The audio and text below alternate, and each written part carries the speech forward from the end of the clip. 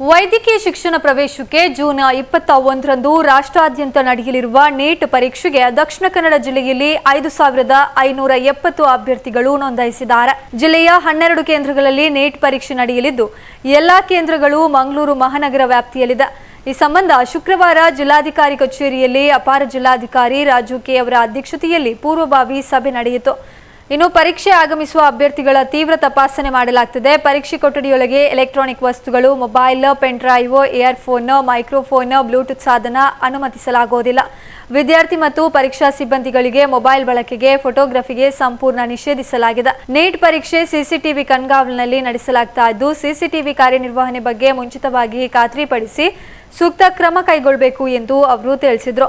ವಿದ್ಯಾರ್ಥಿಗಳು ಪರೀಕ್ಷಾ ಕೇಂದ್ರಕ್ಕೆ ಭಾನುವಾರ ಬೆಳಿಗ್ಗೆ 11ರಿಂದ ಮಧ್ಯಾಹ್ನ 1:30ರವರೆಗೆ ಪ್ರವೇಶಿಸಬಹುದು. ಮಧ್ಯಾಹ್ನ 2ರಿಂದ ಸಂಜೆ 5:15 ಗಂಟೆಯವರೆಗೆ ಪರೀಕ್ಷೆ ನಡೆಯಲಿದ್ದು, ವಿಶೇಷ ಚೇತನರಿಗೆ ಹೆಚ್ಚುವರಿ 1 ಗಂಟೆ ಕಾಲಾವಕಾಶವನ್ನ ನೀಡಲಾಗುತ್ತದೆ. ಈ ಬಾರಿಯ ಪರೀಕ್ಷೆಯಲ್ಲಿ ಎಲ್ಲಾ ಅಭ್ಯರ್ಥಿಗಳಿಗೆ ಹೆಚ್ಚುವರಿ 15 ನಿಮಿಷಗಳ ಕಾಲಾವಕಾಶ ನೀಡಲಾಗಿದೆ ಎಂದು ಹೇಳಿದರು.